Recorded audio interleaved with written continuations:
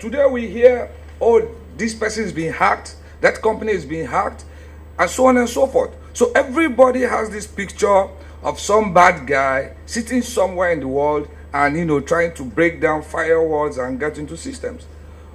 What we lose sight of is the other type of hacker. In fact, the origin of hacking, which is social engineering. There is no hack that happens without some form of social engineering being carried out by the hacker. They need to try to know the person that they are targeting. Whether it's mass, whether it's targeted, they will go and do some research. And I'll be talking a lot about, what those guys do. So, what is social engineering? Okay? This is just about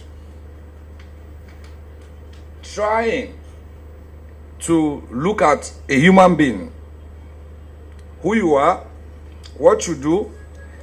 It involves some sort of psychological, fooling otherwise of anybody. They play on your side. That's what social engineering is about. It's not something specific. It's not just about Facebook or LinkedIn. It's about all of it. It's about dropping, it's something that plays, it's psychological, it's an art, it is scientific, all in the same, complex, but also very, very simple. And I'll be focusing a lot on social engineering. And, the social engineering organization defines it as a blend of science, psychology, and art. Like I said, while it is amazingly complex, it is also simple. It is defined as any act that influences a person to take an action that may or may not be in their interest. So just to give you, when your kid walks up to you and says, "Daddy, it's social engineering." So don't look at it only from the perspective. When you understand what we're trying to say about social engineering, you understand the importance of how to then defend yourself when people use it against you maliciously. So somebody sent you, like I play chess, right? So you can trick me by chess. But once you send me something about chess, my antenna goes up because I've been trained, right? I do cybersecurity. I'm into the business of cybersecurity. So I have been trained. And that's what we will try to do, to give you today the little tips of things that you need to watch out for. That people don't use your love, the things, your hobbies, against you. Okay? We're running. Madam already talked about RSA, right? RSA is a huge security company. In 2011, what happened was that an attacker sent an email. It says 2011 recruitment plan.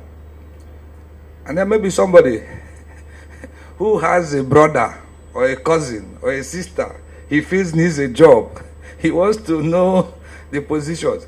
They crafted email so well that even though the system has sent this email into the junk, the guy retrieved the email from the junk and then clicked on that Excel attachment, trying to find out the 2011 recruitment plan. What happened is that a serious security IT company was breached, and a 2048-bit key was stolen. And in an associated attack, Lockheed was hacked, and an important blueprint of a US air machine was stolen. The only way we can know how it happened is that another country built a replica. So, you can imagine somebody probably thinking about getting his brother a job or his friend. Look what he cost a country, almost costing the US air superiority with which they rule the world, The way the power of the US is their air superiority. Nobody comes close. So, it's really, really important. It can be, when we talk about organizations, it's easy to forget that it can also lead to your loved one being kidnapped or being raped and so on.